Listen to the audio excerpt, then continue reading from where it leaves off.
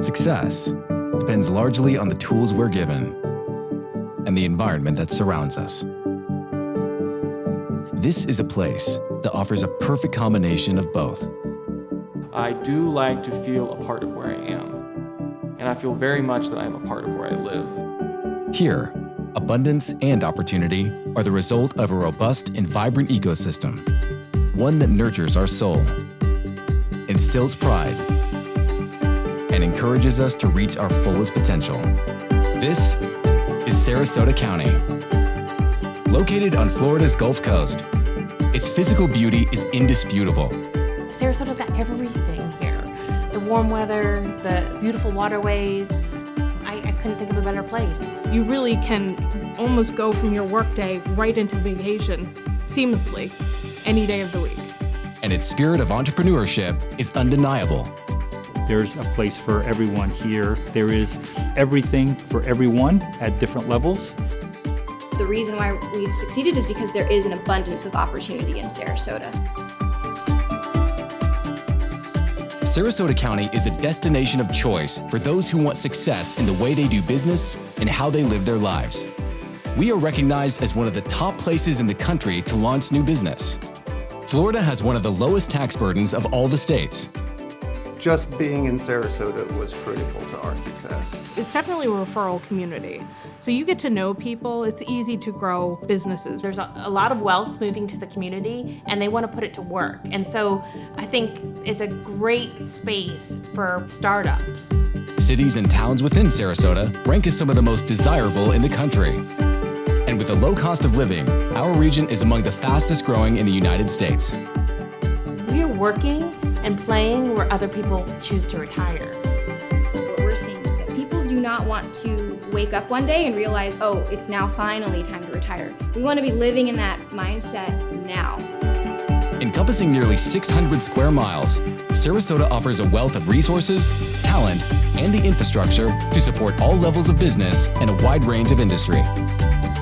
Thriving sectors include technology, creative services, manufacturing, life sciences, professional services, and corporate headquarters. The fringe benefits are those things that are really driving a lot of the decisions for the up-and-coming employees for your company. Sarasota is a great recruiting tool for us.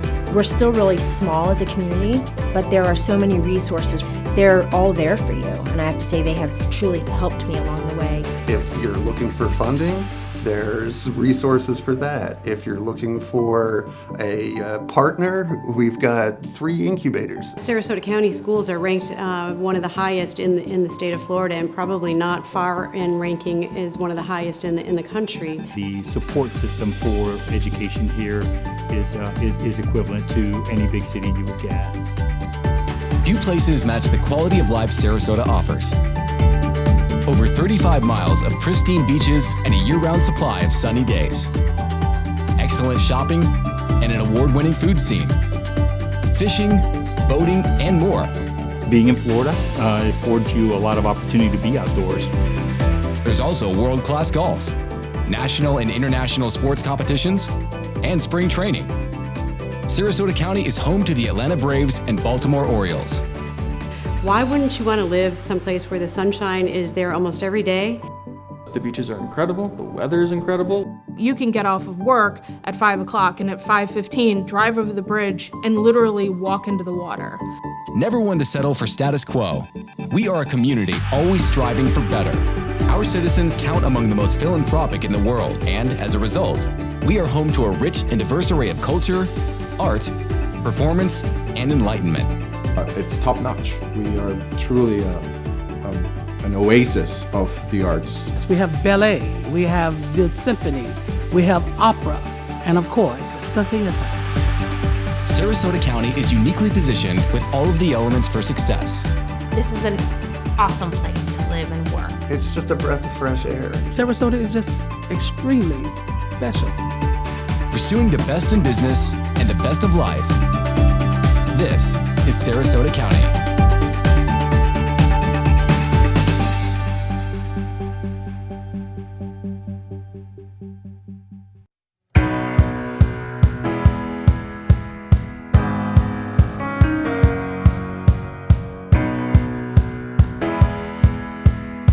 Welcome, everyone.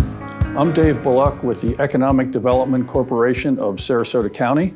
Thank you for joining us for our first and hopefully our only virtual event.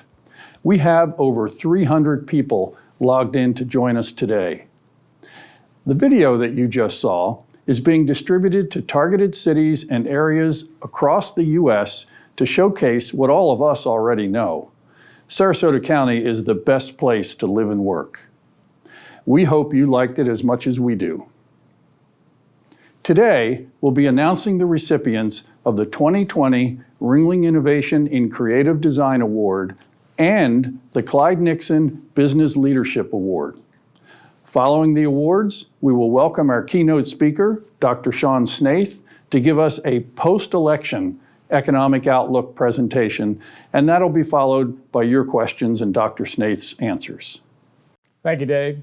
Greetings, everyone. I'm Charlie Murphy, Board Chair of the EDC. I'd like to start off by recognizing and thanking the EDC Executive Committee and Board of Directors.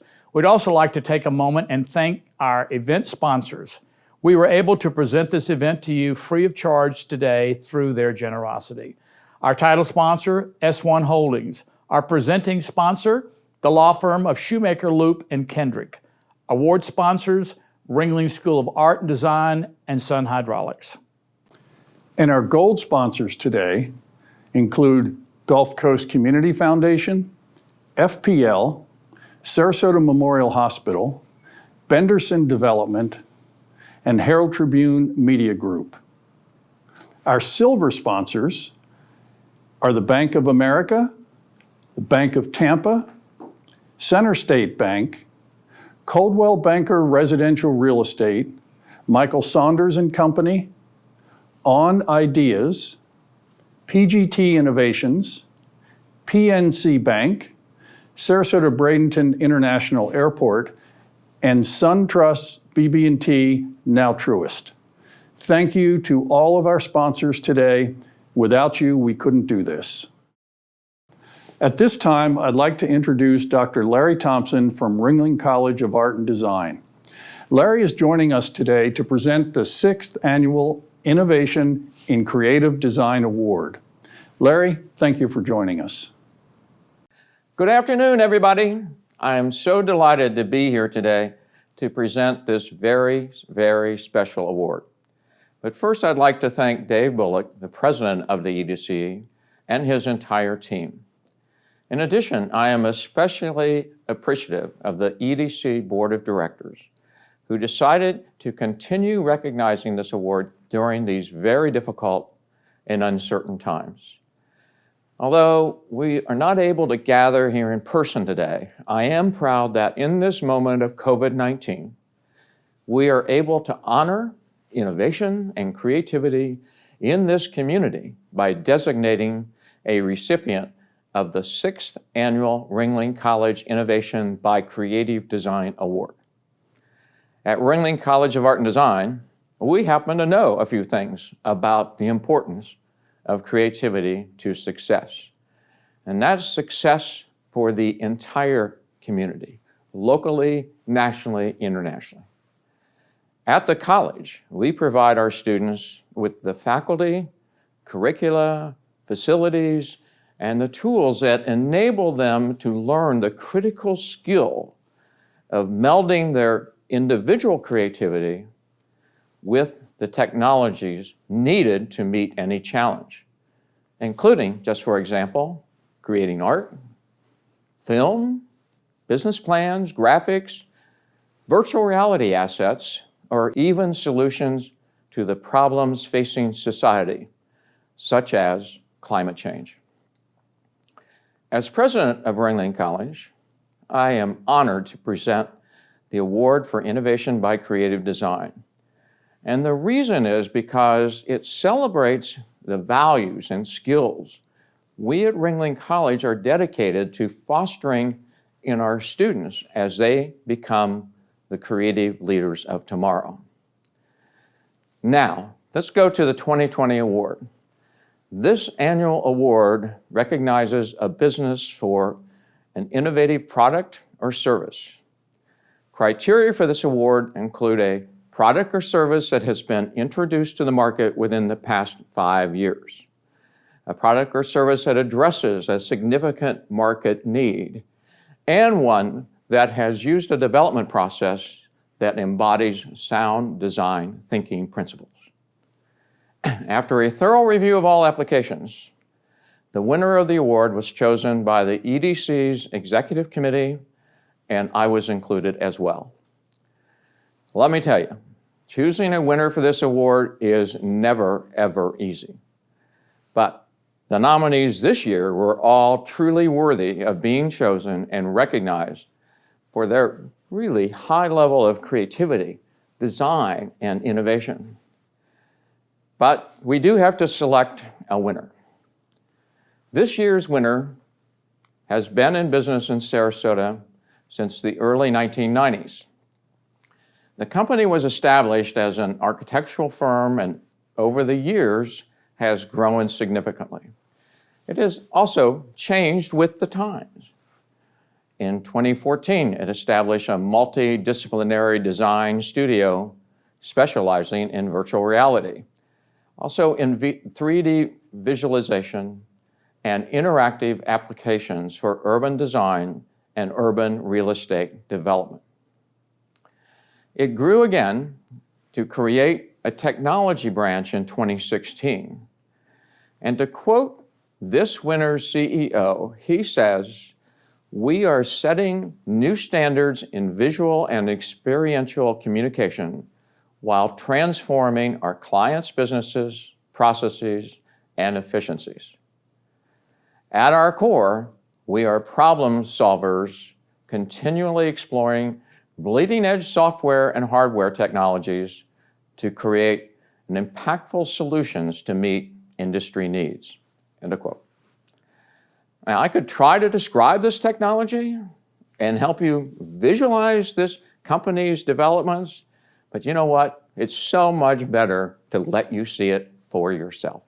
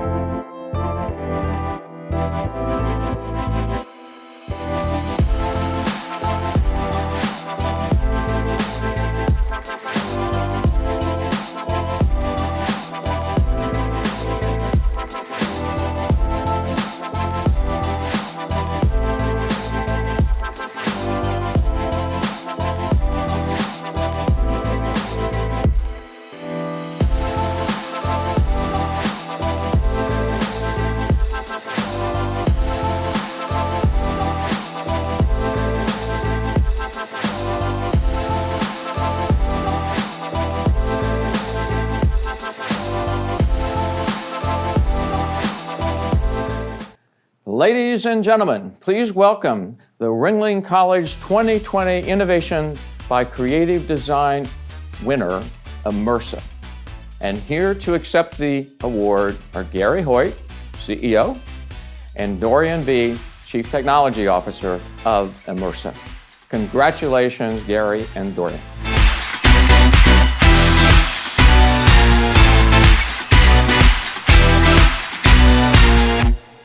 Hello, I'm Gary Hoyt, Immersa co-founder and CEO.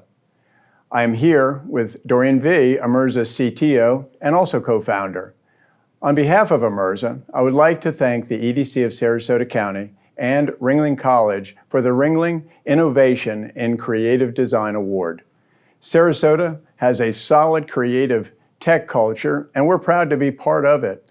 The idea for Emerza came out of a local architecture firm, Hoyt Architects, and our internal VR design process. After watching feedback from our clients, we decided to create a tech company and software that could transform the typical real estate development process by introducing real-time visualization and analysis. We also believe that Sarasota, due to its location and its talent pool, would be a good home base from which to launch. I would like now to have Dorian share a few of his thoughts also. Thank you, Gary. And I too would like to thank the EDC of Sarasota County and Ringling College for this award. Ringling College does an amazing job keeping a finger on the pulse of what businesses in creative industries are looking for. And their evolving curriculums have continued to produce graduates that are more than talented artists, but also skilled in the most cutting-edge technologies available today, many of whom we have hired and make up our amazing team, who deserves a big thank you as well. I'd also like to thank our investors and advisors, all of whom are based locally, and being located in Sarasota with access to resources such as these, and surrounded by many other highly innovative entrepreneurs, enables us to bounce ideas off them, and this truly helped Emerza achieve the rapid growth that we have seen. Thank you again for this award. Thank you. Congratulations to Gary and Dorian with Emerza. What an amazing accomplishment. This brings us to our next award, the Clyde Nixon Leadership in Business Award. Clyde Nixon was the chairman of Sun Hydraulics until his death in 2007. The EDC and Sun Hydraulics have partnered to present this distinction for 14 years. The nominees are selected by the EDC Board of Directors. Mr. Nixon was known for his sense of humor, his astute business mind, his support of economic development, community involvement, and above all, his humble and self-effacing personality. He was a man of integrity and strong ethics and treated everyone equally. Nominees for this award embody similar characteristics and acumen as the late Clyde Nixon. Joining us to present the 2020 Clyde Nixon Leadership in Business Award are Clyde's wife, Joan, son, Scott, and daughters Lisa and Bradley. Please welcome the Nixon family. Hello, I'm Joan Nixon, Clyde's wife. I'm here in my beautiful utility room today. I'd like you to meet my family. Scott, would you say hello? Hello, everyone. And Lisa. Hello, everybody. California. Scott, by the way, is from New Jersey. And Bradley, where are you? From Boston. I am in Boston today, where it is about as warm as it is in Florida. Wonderful. Yep. Well, I'm delighted to be here with the family for the introduction for this year's Clyde G. Nixon Business Leadership Award. Sun Hydraulics is proud to sponsor the Clyde Nixon Business Leadership Award, which recognizes an individual's legacy of exhibiting outstanding values in business leadership in our community. Each year, the award recipient is selected by the EDC's Executive Committee from an impressive list of nominees. The nominees must show leadership qualities within their organization, a demonstrated track record of helping to grow their company or industry, a strong history of community service, and personal values that are exemplified by their actions. This year's winner of the Clyde Nixon Business Leadership Award has been a leader in the business community for over 30 years and has epitomized the philosophy and business acumen possessed and practiced by our father, Clyde Nixon. This person joined Sun Hydraulics in 1996 when it was a small but growing firm highly regarded for both its innovative, high-quality products and non-hierarchical culture. A culture that always put its people first in its decision-making and lived by a golden rule.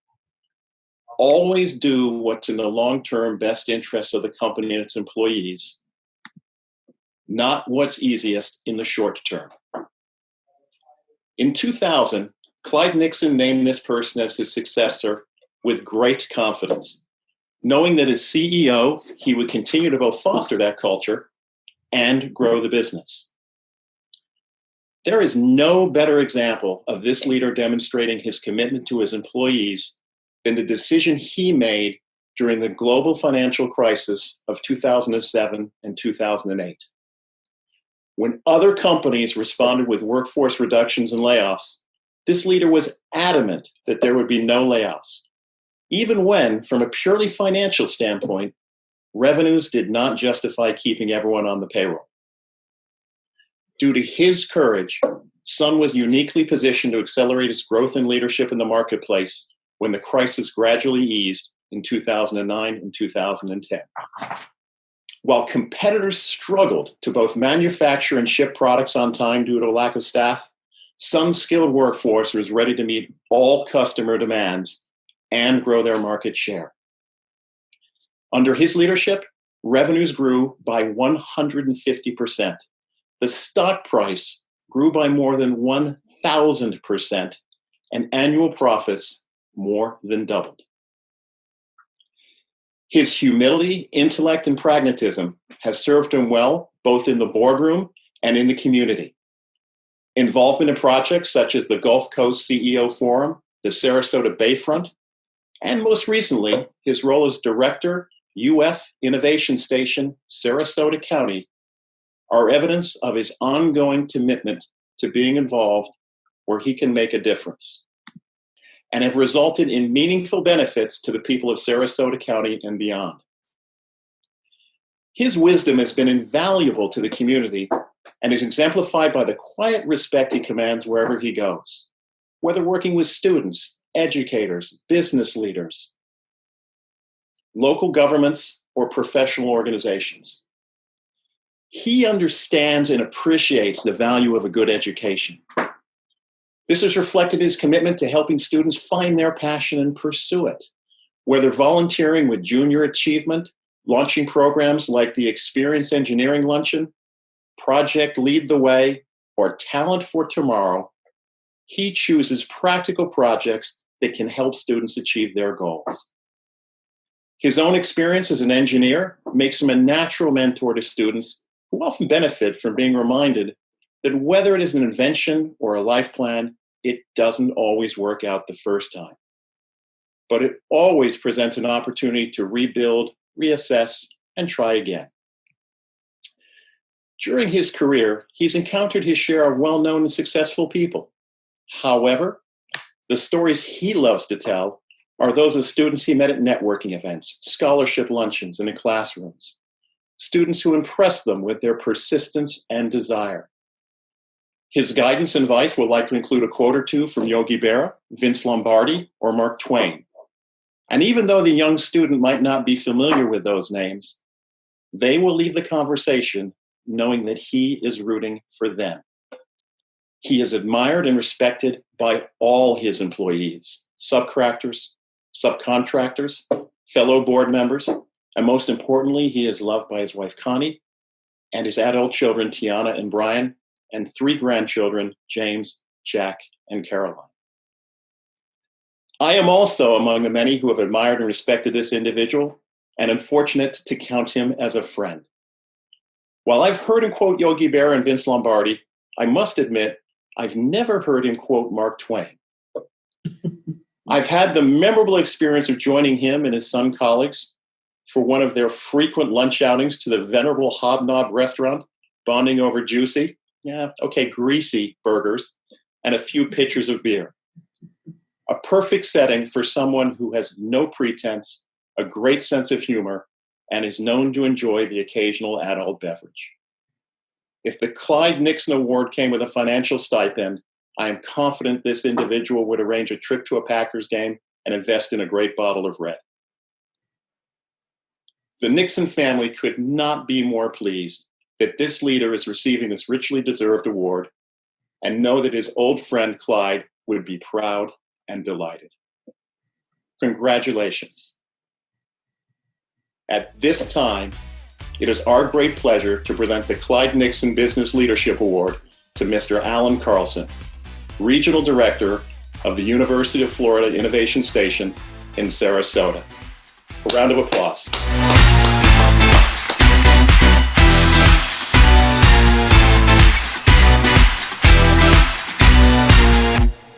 Thank you, Scott and the Nixon family. I'm honored to be the 14th recipient of this award. I was fortunate to have worked with Clyde for over 20 years, at first in Michigan and then later in Sarasota. He had many qualities that I would like to share with you. While it's impossible to name them all, the ones that stood out include the usual attributes of a leader. He had intellect, education. He was experienced and hardworking. However, the ones that set him apart were that he was always approachable, and by anyone. He was likable. He had the ability to sense and do what was right. To top it all off, he had a great sense of humor. Lessons I have learned in my career are that successful companies have strong leaders that guide direction, set the tone, and grow even more leaders throughout the organization. While management is important in the short term, leadership is critical for the long term. Clyde fit the true definition of a leader. In conclusion, thank you to the EDC, Sun Hydraulics, and the Sarasota business community. Hello, I'm Dan DeLeo, partner at Shoemaker Loop & Kendrick and EDC board member. First, I want to congratulate both Amirza and Al Carlson on the awards. Great job. Shoemaker Loop & Kendrick is pleased to again be the presenting sponsor for the 2020 Economic Outlook event. As a Shoemaker lawyer, I'm board certified in business litigation, representing some of the largest public and private institutions in the county, and I'm one of 45 Shoemaker lawyers in the Sarasota office, one of 125 Shoemaker lawyers in the state of Florida, each with a particular area of expertise. And I'm one of more than 270 Shoemaker lawyers firm-wide across 5 states and 7 offices. Shoemaker has the breadth, the experience, the expertise that your business needs. Now, what you may not know about Shoemaker is that Shoemaker has a full-service, bipartisan, public affairs and government relations firm called Shoemaker Advisors that can help your business build relationships with government at the federal, state, local levels. So whether you're trying to build a multi-billion-dollar sports complex, trying to influence a line item in the federal budget, or just get the attention of someone in government, Shoemaker can help. Whatever your legal or public affairs needs, Shoemaker has the expertise to assist your business. Now it's my pleasure to introduce our keynote speaker, Dr. Sean Snaith, Director of the Institute of Economic Competitiveness at the University of Central Florida. He is widely recognized as an economist in the field of business and economic forecasting.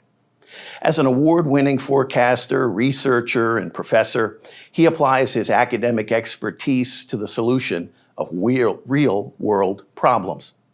Dr. Snaith holds a bachelor's degree in economics from Allegheny College and a master's degree and PhD in economics from Pennsylvania State University. Sean, we're glad you're here today. This is your 10th year coming to Sarasota County. We appreciate the insights and the wit you bring to this annual Economic Outlook gathering, and we look forward to hearing your latest assessment of our economic climate. Now, after Sean's presentation, he'll take questions from the audience, and we look forward to a lively exchange. To submit questions, use the question area, and we will give those questions to Sean to address following his presentation. So ladies and gentlemen, without further ado, Dr. Sean Snaith. Glad to be here virtually this year. It's been, of course, a very strange year, both politically and of course, with the COVID-19 virus. This has been pretty remarkable. I used to talk about the 2008-2009 recession and describe that as the recession of a lifetime.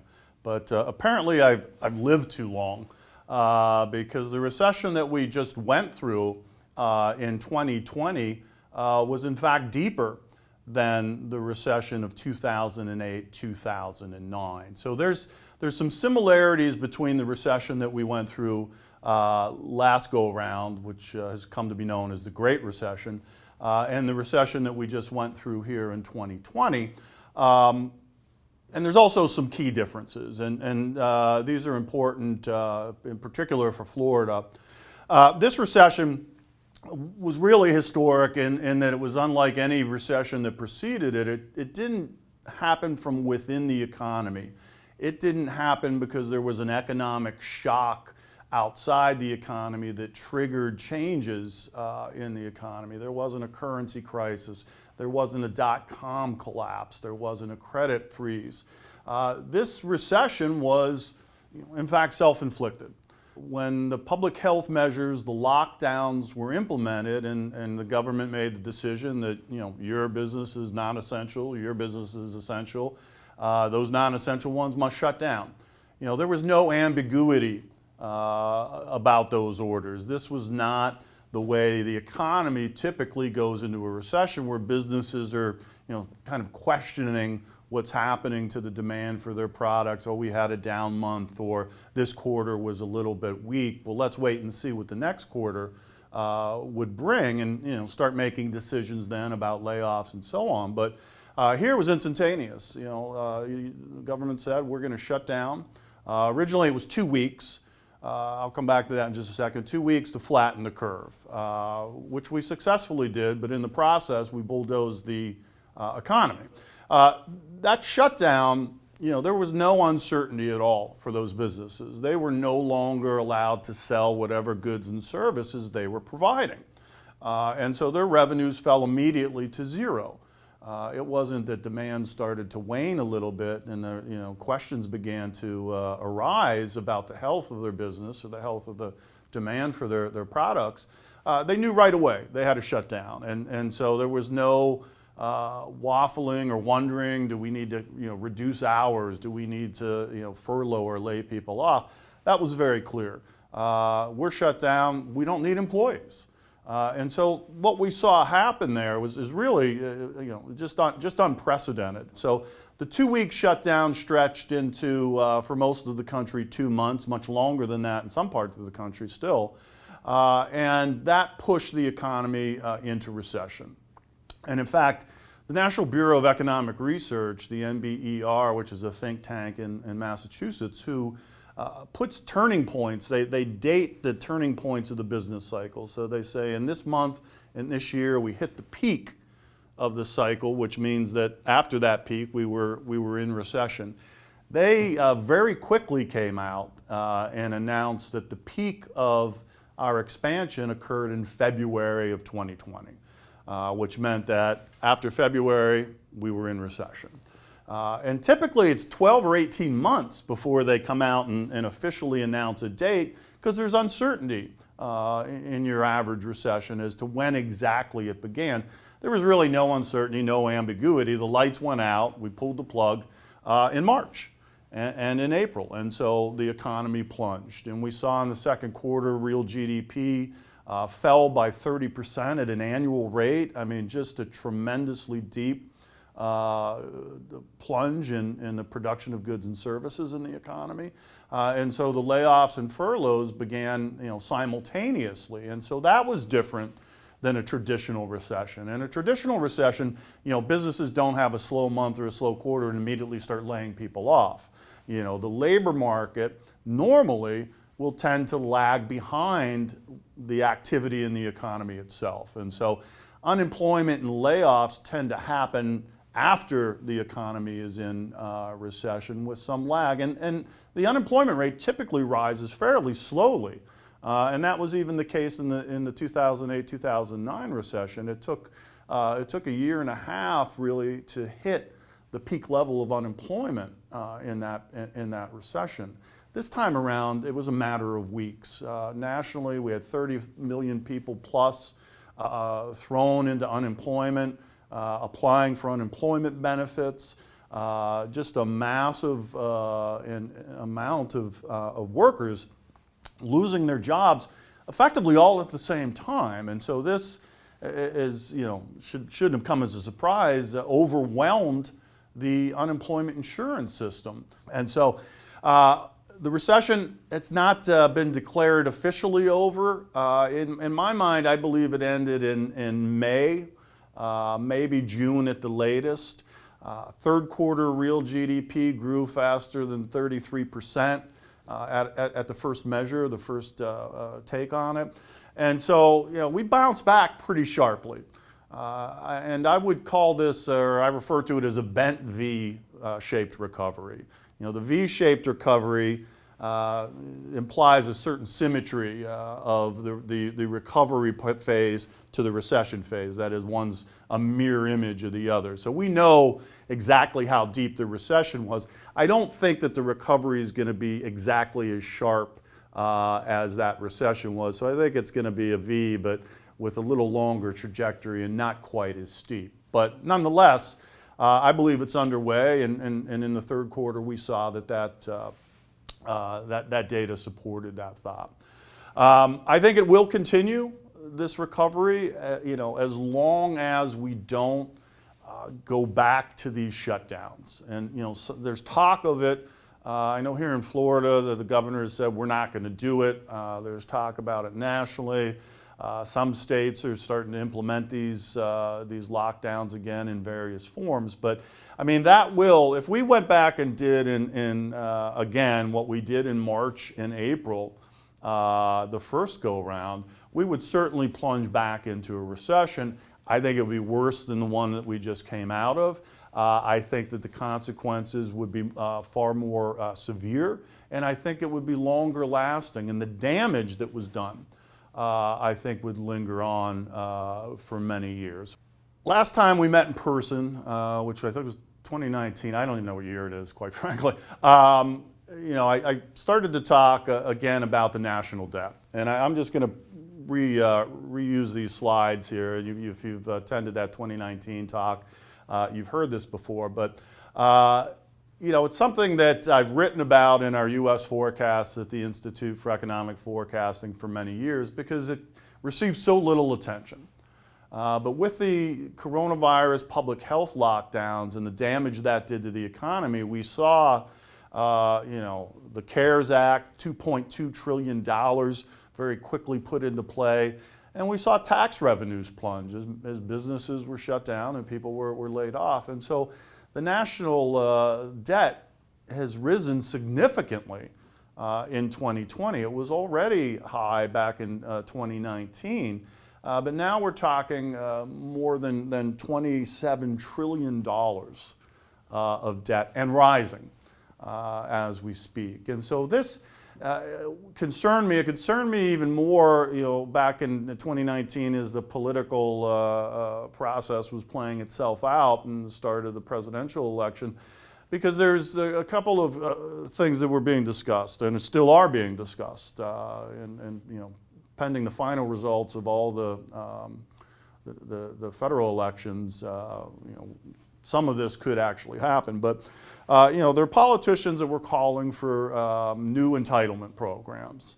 Never mind the fact that Social Security and Medicare are, actuarially, in trouble and demographically doomed in their current form.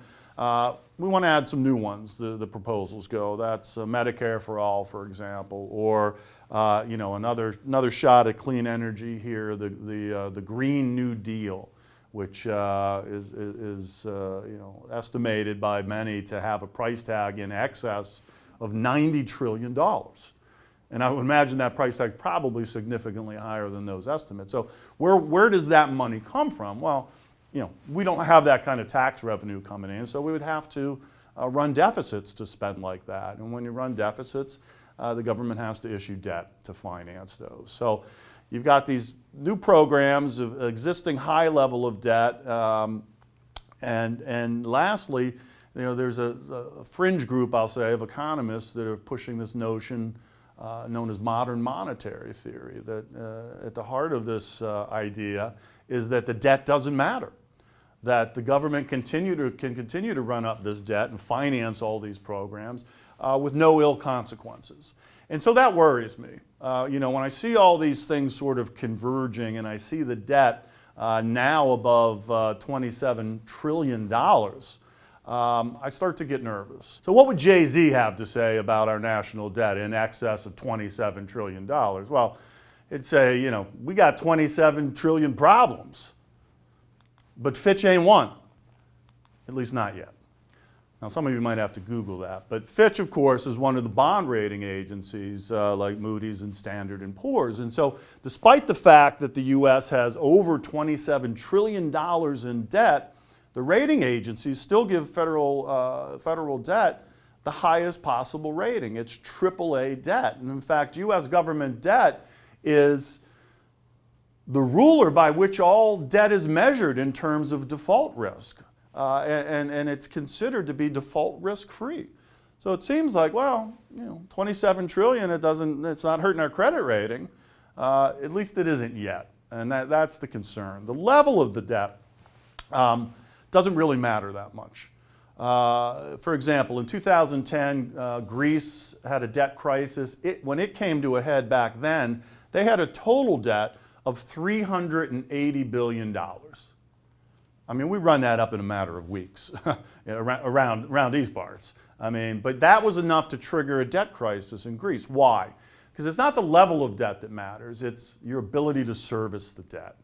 And so if you're talking about sovereign debt, that ability can be gauged by looking at the debt to GDP ratio in the economy. And so this next table is a list of countries around the globe that have the highest debt to GDP ratios on the planet.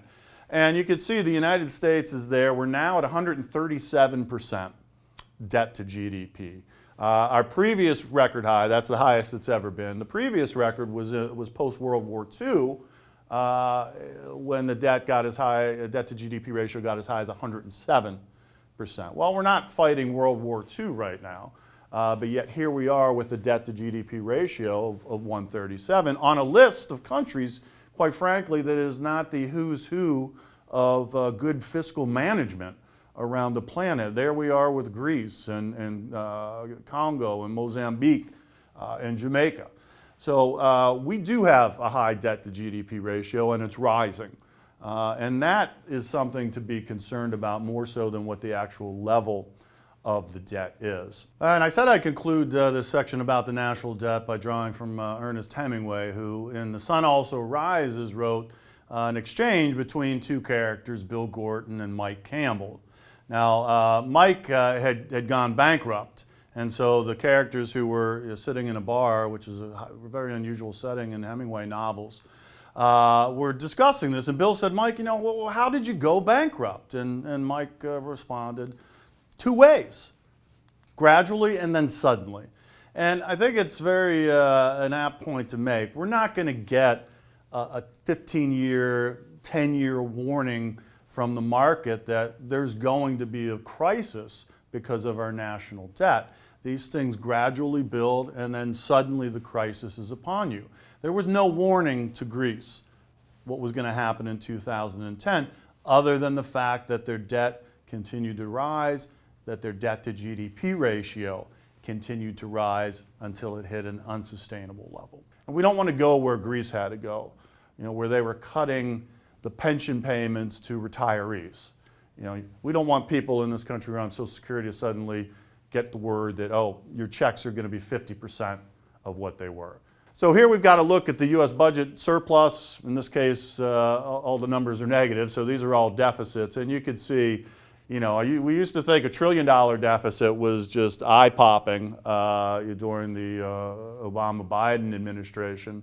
But we're going to push close to 4.5 trillion this year in terms of the deficit. And it will shrink as the economy recovers, but you know, we're still going to be looking at fairly large deficits for many years to come, unless there's some changes to be made here. The labor market nationally, of course, you know, you shut down large sectors of the economy, people lose their jobs. And so payrolls, you know, we saw just millions of people losing their jobs over the course of a month. And then when the economy was turned back on, you know, many of those, not all of those, were rehired. Small businesses, I think, disproportionately have been hurt by these lockdowns. Lower income workers have been disproportionately hurt by these lockdowns. These are the people that couldn't sit at home and Zoom all day, like some of us were fortunate enough to do, and continue to receive a paycheck. The damage there was quite profound, and it's unfortunate because that was a group, these lower income workers, that were doing the best pre-pandemic. They were seeing the fastest wage and salary growth. This is a website. I won't say too much about it because of time, but it's called tracktherecovery.org. It's very useful. It's a relatively new endeavor from Harvard and Brown, I think, with funding from the Gates Foundation. But it uses private data that's as close to real time as you can get to measure how the recovery is playing itself out. You know, we get monthly initial claims for unemployment insurance, or weekly rather, then we get the monthly jobs report, and every 3 months we get a GDP report. So government data comes out with a lag. They use private sector data, debit card transactions and things like that to put together an outlook for the economy. They break it down by state, and just a lot of good information there. It's particularly useful given the unique nature of this recession and recovery. So I think the U.S. economy will see faster growth next year. I think that the COVID-19 vaccines, of which at this taping there are 3 that are in the final stages of approval, all with 90+% effective rates. So that, I think, is going to help put this pandemic to bed, if you will, as we work our way through 2021, and that'll allow the economy to accelerate. Uncertainty, yes, but this is a big hurdle to get over, to help alleviate some of the fear that has stopped people from traveling and doing all the things that we normally do. So the vaccines are important. There's still uncertainty as well politically. We have an election that has not been 100% resolved, in particular the Senate, so it's not clear if the Democrats will have control of all 3 houses again, or if the Republicans will retain control of the Senate and the Democrats have the House and the White House, presumably. It's hard to say, but if until we know that, the policy path is a bit unclear. Obviously, I think with a Biden administration, we could see a movement back towards those policies that were in place during the Obama Biden years. Executive orders, things that can be done without the full legislative process can happen. And so I think generally speaking, those kind of policies, at least what's being discussed right now, would push down my projected growth rates. But again, the extent to which this is going to happen really depends on the full and complete outcome of the election. And of course, I'll revise these forecasts once that's known in January. You can see the quarterly swing, just an incredible plunge in the second quarter nationally. It's not surprising, but it's shocking every time I look at these numbers. I mean, it should come as no surprise when you shut down big chunks of your economy that the production of your economy falls significantly. But just seeing the numbers in black and white, I think, can be quite a shock. What about Florida? Well, we're not immune, certainly, to what was going on with the pandemic, and in fact, perhaps somewhat more susceptible because of the importance of the tourism industry, which took a hit during this recession and during this pandemic, unlike any it's ever taken. And so, we see a pretty sharp decline in state GDP for 2020. I think 2021, things are going to rev up. I think the labor market's going to continue to heal. We had an incredible labor market in February. Less than 3% unemployment statewide. As I said, lower skilled, lower income workers were making the fastest gains in terms of pay raises. And the biggest problem in the labor market was finding workers, not finding jobs for workers. And so we've sort of gone back to a taste of what we went through in 2008, 2009. But it's not really the same. And I'll come back to that in just a second here when we talk about the housing market. But you can see we're compared to year over year, Florida is still down versus the previous year for a couple of more quarters. But the economy is recovering. Tourism not quite as quickly as the rest of the economy. The housing market, unlike 2008, 2009, has done quite well, if you will, through this recession and this pandemic. And that's important. It's important for local government finance. It's important because last time that lost equity, that plunge in home prices that you see shortly, weighed on consumer spending for many years in the state of Florida. And it took us a long time to come out of that recession because of the burden of what had happened in the housing market. And so sales continue to rise. Prices continue to rise. Median prices statewide are at $300,000 as of last report. That's well above the $254,000 that was the peak of the housing bubble before that collapsed. And so prices are rising once again in double digits. And if you look statewide, you can see 13.2% increase in prices year over year.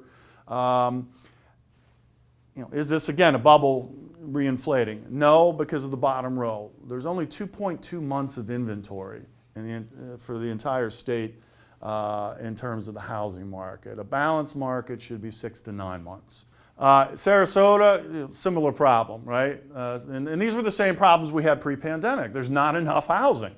There's a shortage of housing, and that's driving up prices. You could see median sales prices here, not double digits for single family home, but you could see the inventory has shrunk dramatically, less than 2.1 months. It's just not enough, and prices will continue to rise as that shortage remains in place. Condo market as well here in Sarasota County. Inventory 3.5 months, down year over year. Prices rising at a very strong clip.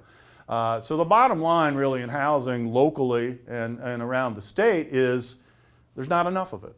And when you have a shortage in a market, that puts pressure on prices to rise. We haven't, as I said, built fast enough to keep up with demand. Population growth, economic growth in Florida, pre-pandemic was much faster than what we saw nationwide.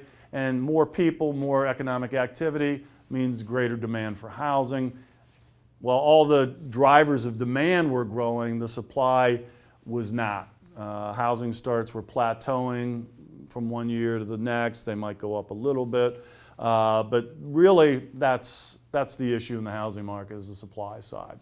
Population growth will resume again in Florida. I'm sure it was interrupted temporarily because of COVID, maybe accelerated because of COVID as people were sort of fleeing states where there were tougher lockdowns, and of course weather's always a factor, and the baby boom generation continues to age, and so we will continue to draw our share of those retirees. And population growth and economic growth are two sides of the same coin, quite frankly. Unemployment in the state spiked faster, spiked higher than we saw at the peak during the 2008-2009 recession. So the labor market in Florida was harder hit by this short and steep recession than it was by that also steep but very prolonged recession in 2008-2009. You could see the outlook here for the state, for state GDP. The recession and this sharp recovery that we're seeing really makes the 2008 recession recovery look like a bump in the road. And that was a pretty severe recession by historical standards. Employment in the state, again, is recovering. Not all sectors are recovering at the same pace. The construction sector fared well throughout the recession. Major public works projects continued onward.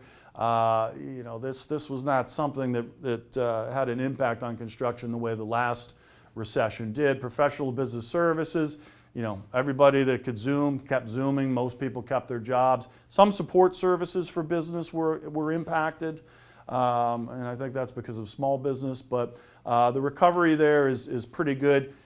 Here's the problem.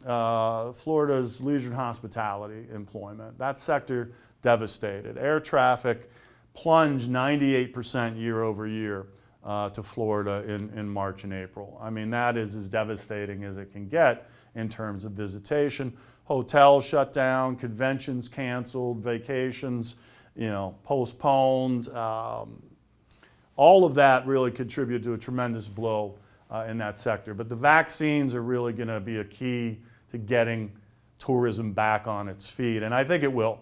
There's a lot of pent-up demand out there, as there is with every recession. This is spending that people don't make during recession, even if they're working and their income hasn't changed because they're uncertain about the future.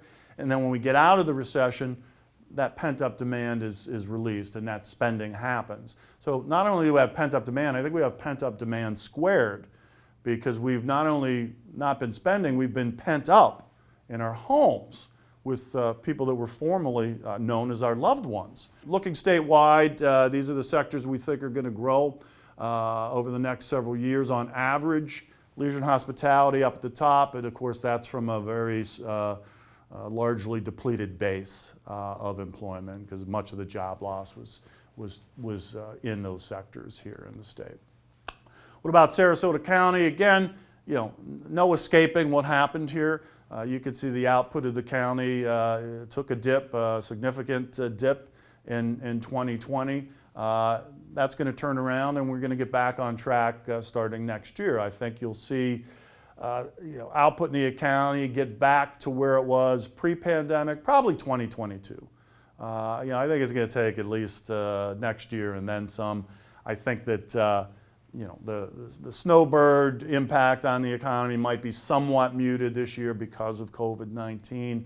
But again, that vaccine is, those vaccines, I should say, once they're widely distributed, COVID becomes a much less important issue in terms of its economic impact.